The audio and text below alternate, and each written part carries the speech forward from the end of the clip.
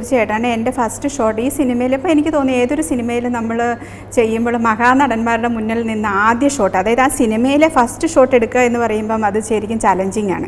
എന്നെപ്പോലൊരു junior ഇപ്പം just വന്നിട്ടേ ഉള്ളൂ, എന്നെപ്പോലെ ഒരു ആർട്ടിസ്റ്റിനെ സംബന്ധിച്ചിടത്തോളം. അപ്പോൾ എനിക്ക് തോന്നുന്നു ഈ സിനിമയിൽ ഈ ഒരു പോലീസ് വേഷം ക്യാരി ചെയ്യുന്നതിൻ്റെ ടെൻഷൻ, അതോടൊപ്പം എൻ്റെ ഫസ്റ്റ് ഷോട്ട് തന്നെ മമ്മൂക്കയുടെ ഒപ്പമായിരുന്നു. അപ്പോൾ ഞാൻ മനസ്സിൽ വിചാരിച്ചു, ഈശ്വര എനിക്ക് അധികം റോളൊന്നും ഇല്ല മമ്മൂക്കയുടെ കൂടെ, ഓൺലി 1-2 സീൻസേ ഉള്ളൂ. ഉള്ള സീൻ ഇമ്പോർട്ടൻ്റ് ആണ്, എങ്കിൽ കൂടി എന്തുകൊണ്ട് എന്നെ ആദ്യം മമ്മൂക്കയുടെ കൂടെ കൊണ്ട് നിർത്തി. അപ്പം എനിക്ക് സാജൻ ചേട്ടനോട് ചോദിക്കണം എന്നുണ്ടായിരുന്നു, സാജൻ ചേട്ടൻ എന്നെ തന്നെയുള്ള സീൻസൊക്കെ ആദ്യം എടുത്ത് ഞാൻ കോൺഫിഡൻസ് ആയതിന് ശേഷം മമ്മൂക്കയുടെ കൂടെ നിർത്തിയാൽ പോരെ. പക്ഷേ അത് ചോദിക്കാനുള്ള ധൈര്യം വന്നില്ല അവിടെ. അപ്പോൾ ഒരു സ്കൂളിൽ വെച്ചിട്ടായിരുന്നു ഷൂട്ട്, ഇവിടെ നമ്മുടെ എറണാകുളത്ത് ഗ്രിഗോറിയോ സംതിങ്.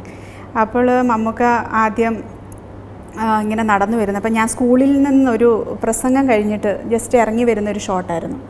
അപ്പം മമ്മൂക്കേനെ ആദ്യം ഞാൻ കണ്ട് വിഷ് ചെയ്തു, അനുഗ്രഹമൊക്കെ വാങ്ങിച്ചു. ഫസ്റ്റ് ഷോട്ട് എടുത്ത് ഇങ്ങനെ ഞാൻ നടന്നു വരുന്നു. അപ്പം മമ്മൂക്ക പുറകിൽ നിന്ന് എന്നെ വിളിക്കുന്ന ഒരു സീനായിരുന്നു ഷോട്ട്. അപ്പോൾ അത് ഫസ്റ്റ് ടേക്കിൽ തന്നെ ഓക്കെ ആയി. അത് ഓക്കെ ആയി. അപ്പം ഡയറക്ടർ ഹാപ്പി ആയി കഴിഞ്ഞപ്പോഴത്തേനും മമ്മൂക്കയ്ക്ക്, എനിക്കറിയില്ല, മമ്മൂക്കയ്ക്ക് ഭയങ്കര ഒരു ഹാപ്പിനെസ്.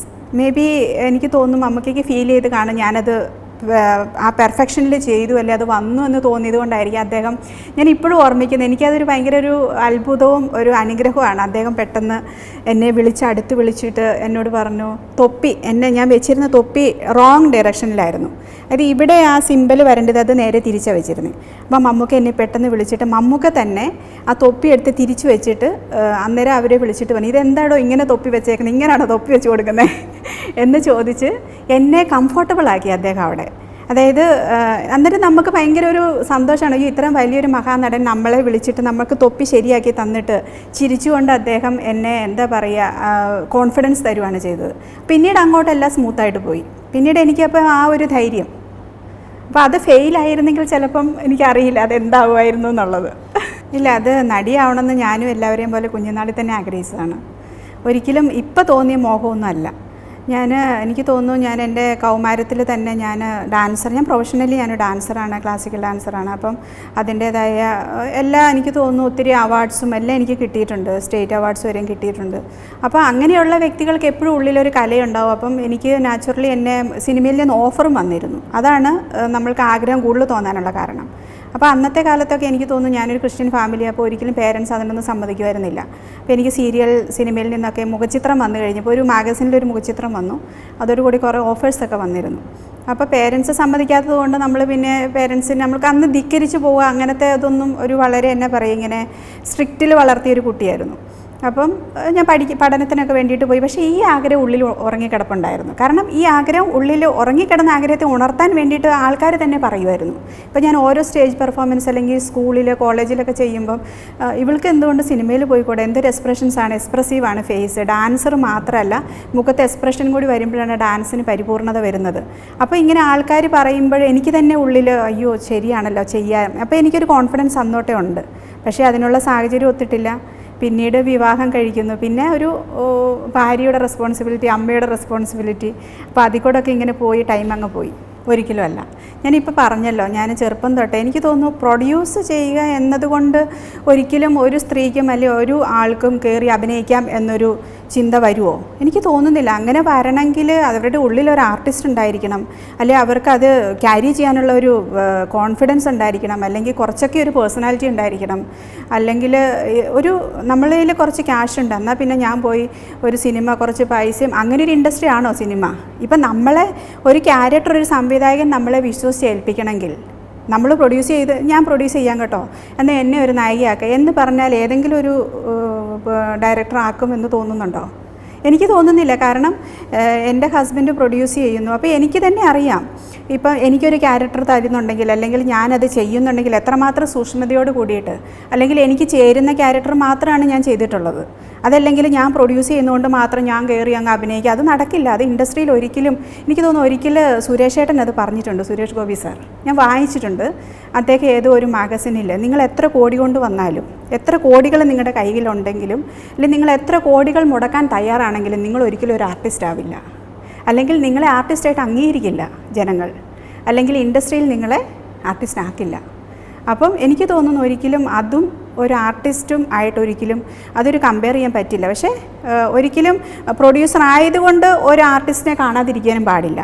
ആ പ്രൊഡ്യൂസറിൻ്റെ വീട്ടിലൊരു ആർട്ടിസ്റ്റ് ഉണ്ടെങ്കിൽ അവർ പ്രൊഡ്യൂസർ ആയതുകൊണ്ട് ആർട്ടിസ്റ്റ് കയറി വന്നു, അപ്പോൾ അവരെ അംഗീകരിക്കാതിരിക്കുന്നതും അതും ഒരു ഭയങ്കര എന്നാ പറയുക, ശരിയല്ല. സിനിമ പ്രൊഡക്ഷൻ മാത്രമല്ല സത്യത്തിൽ എൻ്റെ ഹസ്ബൻഡ് ഒരു ബിസിനസ്മാനാണ്. അദ്ദേഹം വർഷങ്ങളായിട്ട് ഈ ഒരു ഫീൽഡിലാണ്. അപ്പം ഇത് ഒരു വേറൊരു വശം ഈ പ്രൊഡക്ഷൻ എന്ന് പറയുന്നത്. പക്ഷേ അതിലും നമുക്ക് ഇൻവോൾവഡ് ആയിട്ടുള്ള വേറെ ബിസിനസ്സുകൾ പലതുണ്ട്. അപ്പോൾ എന്നെ സംബന്ധിച്ചിടത്തോളം ഞാൻ കല്യാണം കഴിച്ചു വന്ന അന്ന് തൊട്ട് ഇത് കാണുന്ന ഒരാളാണ്. അപ്പോൾ എനിക്കിത് എക്സ്പീരിയൻസ്ഡാണ്. അല്ല, I am going through all this. അപ്പോൾ എന്നെ സംബന്ധിച്ചിടത്തോളം ഈ മൂവി പ്രൊഡക്ഷനിൽ വന്നിട്ടുള്ള ആ ഒരു സംഭവങ്ങളൊന്നും എന്നെ സംബന്ധിച്ച് ഒന്നും അല്ല. കാരണം അതിലും വലിയ ബിസിനസ്സും അല്ലെ അതിനേക്കാളും ഞാൻ അല്ലെങ്കിൽ പുള്ളിയുടെ ടെൻഷൻസും അതിൽ കൂടി ഞാൻ പോകുന്ന ഒരാളാണ്. എനിക്കറിയാം വാട്ട് എ ബിസിനസ് പേഴ്സണാലിറ്റി, അല്ലെ അവരുടെ ടെൻഷൻസ്, അവരുടെ വറീസ്. അപ്പോൾ അതൊക്കെ ഞാൻ വളരെ എന്നാ പറയുക ശ്രദ്ധാപൂർവ്വം ഹാൻഡിൽ ചെയ്യുന്ന ഒരാളാണ്. അപ്പോൾ എന്നെ സംബന്ധിച്ച് എനിക്ക് തോന്നുന്നു അദ്ദേഹത്തെ സംബന്ധിച്ചിടത്തോളം സിനിമ പ്രൊഡക്ഷൻ എന്ന് പറയുന്നത് വളരെ മൈൽഡായിട്ടുള്ളൊരു കാര്യമായിട്ടാണ് എനിക്ക് അദ്ദേഹത്തിൻ്റെ ബിഹേവിയറിൽ നിന്ന് തോന്നിയിട്ടുള്ളത്. പിന്നെ പടം ഇറങ്ങുന്ന സമയത്തുള്ള ടെൻഷനൊക്കെ തീർച്ചയായിട്ടും ഉണ്ടാവും. പക്ഷേ അതിൽ കൂടുതൽ എനിക്ക് ഫേസ് ചെയ്യേണ്ടി വന്നിട്ടുള്ള അദ്ദേഹത്തിൻ്റെ മറ്റെല്ലാ ബിസിനസ്സിൽ നിന്നുള്ള ടെൻഷൻ തന്നെയാണ്. സിനിമയിൽ അദ്ദേഹം ഇവിടെ നോക്കാൻ ആൾക്കാരുണ്ട്, അവർ ചെയ്യുന്നു. പിന്നെ സിനിമ ലോസിൽ പോകുന്നു എന്നറിയുമ്പോൾ അദ്ദേഹത്തിന് തീർച്ചയായിട്ടും ടെൻഷൻ ഉണ്ട്. അത് എന്നെ ബാധിക്കാറുണ്ട്. എന്നാൽ എനിക്ക് വേറൊരാഗ്രഹം എന്ന് പറഞ്ഞു കഴിഞ്ഞാൽ ഞാൻ വർക്ക് ചെയ്യുന്നൊരു ഫീൽഡും കൂടാണ്. അദ്ദേഹം നിർമ്മിക്കുന്നു, പക്ഷേ ഞാൻ നിർമ്മിക്കുന്നില്ല, അദ്ദേഹം നിർമ്മിക്കുന്നു. ഞാനതിൽ ഒട്ടും 0% ഇൻവോൾവ്മെൻറ്റ് എനിക്കുള്ളൂ. ഞാൻ ജസ്റ്റ് ചോദിക്കാറേ ഉള്ളൂ, നിങ്ങൾക്ക് നഷ്ടമുണ്ടോ, അല്ലെങ്കിൽ കിട്ടിയോ, അല്ലെങ്കിൽ എത്രയായി, ഇതൊക്കെയാണ് ഞാൻ ചോദിക്കാറുള്ള കാര്യങ്ങൾ. ഞാനതിനകത്ത് വർക്ക് ചെയ്യുന്നു, അദ്ദേഹത്തിൻ്റെ അണ്ടറിൽ ഞാൻ വർക്ക് ചെയ്യുന്നു. അപ്പോൾ എന്നെ ബാധിക്കുന്ന ഒരു പ്രശ്നം എന്ന് പറയുന്നത് ഞാൻ വർക്ക് ചെയ്യുന്ന ഒരു സ്ഥലത്തിൽ ആ സ്ഥാപനത്തിൻ്റെ ഉടമ നഷ്ടത്തിൽ പോവരുത് എന്ന് ഏതൊരു സ്റ്റാഫും ആഗ്രഹിക്കുന്ന കാര്യമാണ്. അപ്പോൾ ഞാൻ അവിടെ ഒരു സ്റ്റാഫാണ്, അല്ലെങ്കിൽ അദ്ദേഹം എനിക്ക് പേയ്മെൻറ്റ് തരുന്നതായിട്ടാണ് എനിക്ക് തോന്നുന്നത്. ഇപ്പോൾ വേറൊരു ബിസിനസ്സിൽ നിന്ന് അദ്ദേഹം പൈസ ഉണ്ടാക്കുമ്പോൾ എനിക്ക് തോന്നുന്നത് ഞാൻ അദ്ദേഹത്തിൻ്റെ ഭാര്യയാണ്, ഞാനവിടെ ബോസാണ്. അപ്പോൾ ഞാൻ ഓഫീസിൽ ചെല്ലുമ്പോൾ എനിക്ക് അവിടെ റെസ്പെക്റ്റ് കിട്ടുന്നു, അല്ലെങ്കിൽ എനിക്ക് ആരോട് വേണമെങ്കിലും ഓർഡർ ചെയ്യാം. കാരണം ഞാനും അതിനകത്ത് പാർട്ട്ണറാണ്, അല്ലെങ്കിൽ ഞാനും MD സ്ഥാനത്തുണ്ട്. പക്ഷേ ഇവിടെ അതല്ല. ഇവിടെ ഞാൻ അദ്ദേഹത്തിൻ്റെ അണ്ടറിൽ, അല്ലെങ്കിൽ സോ മെനി അതർ ആൾക്കാർ, ക്യാപ്റ്റനുണ്ട്, അവരുടെയൊക്കെ അണ്ടറിൽ വർക്ക് ചെയ്യുന്ന ഒരു സാധാരണ ഒരു ആർട്ടിസ്റ്റാണ്. അപ്പോൾ എൻ്റെ ഉള്ളിലും ഞാൻ കാരണം ഒരിക്കലും ഇത് പോകാൻ പാടില്ല, അല്ലെങ്കിൽ ഇത് നല്ല ഇതിൽ വരണം. അപ്പോൾ തീർച്ചയായിട്ടും ആ ഒരു ടെൻഷനേ ഉള്ളൂ എനിക്ക്. അല്ലാണ്ട് പൈസ പോകുന്നു അല്ലെങ്കിൽ അദ്ദേഹം ലോസിൽ പോകുന്നു എന്ന് പറയുമ്പോൾ അത് വളരെ നാച്ചുറലി നമുക്ക് എല്ലാ ബിസിനസ്സിലും തോന്നുന്ന ഇതേ ഉള്ളൂ. പക്ഷേ ഞാൻ വർക്ക് ചെയ്യുന്നത് കൊണ്ട് എനിക്ക് കൂടുതൽ, കാരണം നമ്മളായിട്ട് നന്നായി വരണം. അല്ല പിന്നെ ഇത് ഒത്തിരി പേരുടെ ഇത് വൺ മാൻ ഷോ അല്ല. ഇപ്പോൾ അദ്ദേഹം പൈസ മുടക്കുന്നുണ്ടെങ്കിൽ അദ്ദേഹം മാത്രം ശ്രമിച്ചാൽ ഒരിക്കലും സിനിമ ഉണ്ടാവില്ല, അല്ലെങ്കിൽ ഞാനതിലൊരു റോൾ ചെയ്യുന്നതുകൊണ്ട് ഒരിക്കലും സിനിമ ഉണ്ടാവില്ല. ഇതൊരു കൂട്ടായ ഒരു വലിയൊരു ടീമിൻ്റെ ഉത്തരവാദിത്തമാണ്. പക്ഷേ അദ്ദേഹത്തിൻ്റെ മറ്റേ ബിസിനസ്സൊക്കെ അതൊരു വൺ മാൻ ഷോയാണ്. അപ്പോൾ അതിൽ എനിക്കും ഇൻവോൾവ്മെൻ്റ് ഉണ്ട്. അപ്പോൾ അത് ഞങ്ങളെ രണ്ടുപേരെ മാത്രം ബാധിക്കുന്ന കാര്യമാണ്. പക്ഷേ ഇതങ്ങനല്ല, ഇത് ഒരു entire team plus the whole public. അപ്പോൾ നമ്മൾ ഈ പബ്ലിക്കിന് മുന്നിൽ ഈ സാധനം അവതരിപ്പിക്കുമ്പോൾ ഒരിക്കലും നമുക്കത് പോസിറ്റീവ് ഇത് കൊണ്ടുവരാൻ പാടുള്ളൂ. അപ്പോൾ നമ്മൾ പബ്ലിക്കിനെ ഒരിക്കലും നമ്മളുടെ പൈസ കൊണ്ട് ഒരിക്കലും അവരെ അതൃപ്തരാക്കാൻ പാടില്ല.